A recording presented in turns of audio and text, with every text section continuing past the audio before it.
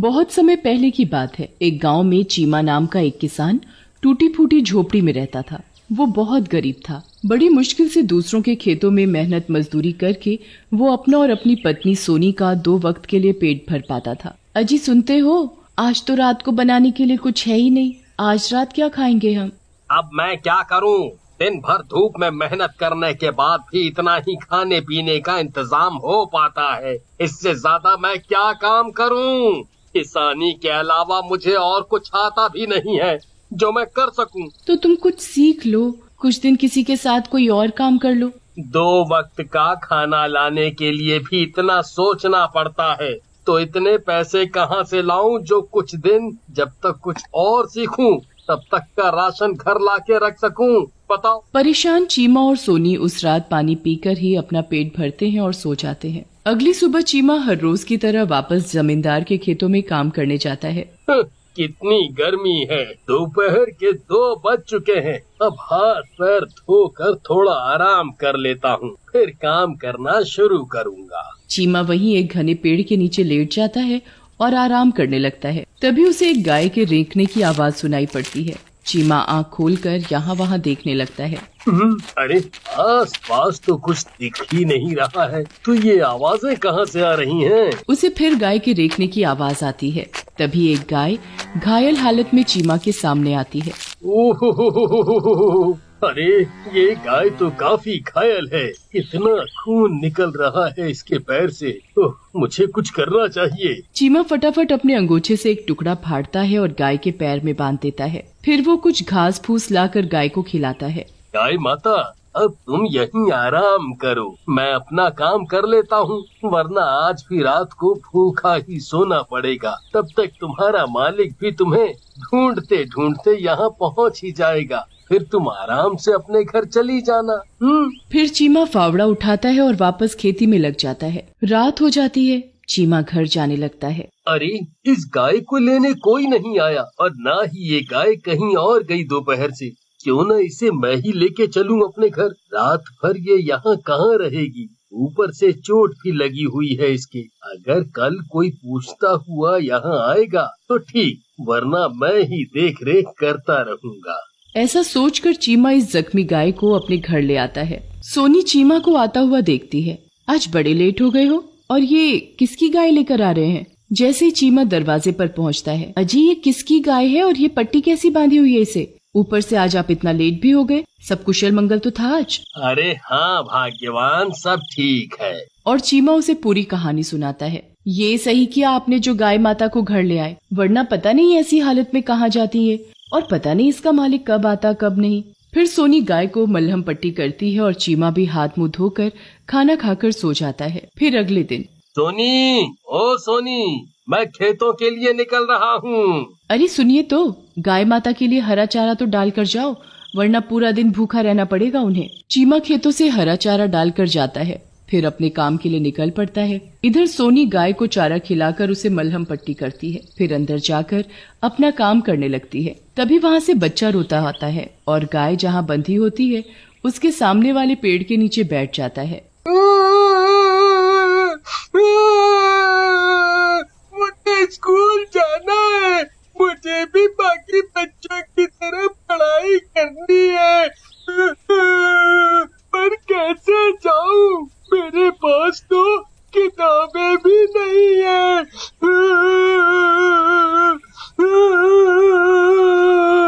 गाय ये सब देख रही होती है। बेटा रो मत, ये ले किताबें और पढ़ने जा। ये आवाज सुनकर बच्चा डर जाता है। जिंदगी में पहली बार किसी गाय को उसने बोलते हुए सुना। थोड़ी हिम्मत करके बच्चा गाय के पास जाता है। गाय अपने मुंह से किताबें निकालती है। अरे ये तो जादुई गाय है। बच्चा अचंभित होता है, पर किताबें देखकर खुशी से नाचने लगता है। जाओ किताबें ले जाओ और पढ़ने जाओ। इधर खेतों पर एक गाय फसल खा रही होती है। अरे वो देखो भाइयों, ये गाय तो हमारी फसल ही खराब कर रही है। मारो उसे, अरे भगाओ उसे यहाँ से, अरे कोई मारो। लोग गाय को मिलकर खेतों से खदेड़ने लगते हैं। चीमा ये सब देख लेता है। अरे इतनी बेरहमी से क्यों खदेड़ रहे हो गाय माता को, है? चीमा गाय को पकड़कर अपने घर ले आता है और उसे चारा पानी खिलाता है। अरे आज फिर से आप एक गाय ले आए, चीमा खेत पर हुआ किस्सा सोनी को बताता है, पर हमारे पास इतने पैसे कहाँ हैं जो हम इन दोनों की देख रेख कर सके। हम तो अपना ही 2 वक्त का खाना बड़ी मुश्किल से जुटा पाते हैं, तो चारा पानी का खर्चा सब कैसे होगा। भगवान की कृपा से सब हो जाएगा, तुम चिंता मत करो। फिर चीमा और सोनी मिलकर उन दोनों गायों को पालने लगते हैं और उन गाय का दूध बेचकर उन्हीं का चारा पानी का खर्चा पूर्ति करने लगते हैं। एक रात चीमा और उसकी पत्नी कितनी लगन से हमारी सेवा करते हैं, मुझे इनकी हालत पर तरस आता है। हाँ, मेरे पास एक तरीका है इनकी मदद करने के लिए। फिर दूसरी गाय अपने मुंह से कुछ सोने के सिक्के उगलती है। फिर सुबह सवेरे सोनी दोनों गाय को चारा डालने आती है। अरे सुनते हो, जल्दी आओ, देखो ये क्या हो गया। अरे जल्दी जल्दी आओ। अरे भगवान, ऐसी कौन सी लॉटरी लग गई। चीमा जैसे ही बाहर आता है उसकी खुशी का ठिकाना नहीं रहता। अजी अब तो हमें खर्चा पानी सोचने की भी जरूरत नहीं। नहीं भगवान, मुझे लगता है ये गाय हमारे लिए खुशियाँ लाई हैं। हमें सबसे पहले इनके लिए कुछ करना चाहिए। फिर चीमा उस सोने को बेचकर दोनों गाय के रहने के लिए जगह बनवाता है और महीने भर का चारा खरीद कर लाकर रखता है। अरे इन्होंने तो अपनी ना सोचकर हमारे लिए ही सारे पैसे खर्च कर दिए। चिंता नहीं करो, हमें किसी और तरीके से इनकी मदद करनी पड़ेगी जिससे इनका खाना खर्चा आराम से निकलने लगे। उस रात गाय फिर से कुछ किताबें, पेन, पेंसिल अपने मुंह से उगल कर रख देती है और दूसरी गाय कुछ चांदी के सिक्के उगलती है। अगले दिन सोनी ये सब देखकर अचंभित हो जाती है। जी आप इन किताबों और बाकी सामान को बेच आओ और इससे जो पैसे मिलेंगे उनसे राशन ले आओ और चांदी के सिक्कों को बेचकर एक खेत का टुकड़ा खरीद लेते हैं। बात तो तुम्हारी सही है, पर हमारी मदद कर कौन रहा है। जो भी है, पर हमें ये मौका छोड़ना नहीं चाहिए। धीरे धीरे चीमा और सोनी की जिंदगी गरीबी की दुनिया से निकलकर सुख की ओर चलने लगती है। एक दिन सोनी सब्जी लाने बाजार जाती है तो एक गाय उसके पीछे पीछे घर तक आ जाती है। अजी मैं समझ नहीं पा रही हूँ कि गाय हमारे घर ही क्यों आ रही है। अरे ये तो अच्छी बात है, गाय हमारी माता मानी जाती है। अगर भगवान गाय की सेवा करने का मौका हमें दे रहे हैं तो ये अच्छी बात है ना, हमारे ही पुण्य बढ़ेंगे। जी बात तो आप सही कह रहे हैं, मैं इस गाय का इंतजाम भी बाकी दोनों गाय के साथ कर देती हूँ। रात को तीनों गाय आपस में बातें करने लगती हैं। तुम दोनों यहाँ कब से हो और यही घर क्यों चुना? मैं चीमा को रोज मेहनत करते खेतों में देखती थी, मुझे वो भला इंसान लगा, इसलिए उसकी मदद करने मैं यहाँ आ गई। मुझे उसने अच्छे इंसान की तरह बेरहम लोगों से बचाया, इसलिए मैं यहाँ रह रही हूँ। एक दिन सोनी अपने घर के बाहर बैठकर रो रही होती है। सब कुछ इतना अच्छा चल रहा है, काश मेरी एक औलाद भी होती तो कितना अच्छा होता, मेरा परिवार पूरा हो जाता। ये बात तीसरी गाय सुन रही होती है। वो गाय इच्छा पूर्ति करने वाली जादुई गाय होती है। वो सोनी की इच्छा पूरी करने के लिए जादुई शक्ति से आशीर्वाद देती है। ये सारी घटना गांव का जमींदार देख रहा होता है। तो ये तीनों जादुई गाय हैं, एक किताबें और स्टेशनरी उगलती है, तो दूसरी सोने चांदी के सिक्के और तीसरी इच्छा पूर्ति करती है। इसके अलावा और जीवन में चाहिए ही क्या। और इन्हीं की वजह से चीमा पैसे वाला बनता जा रहा है।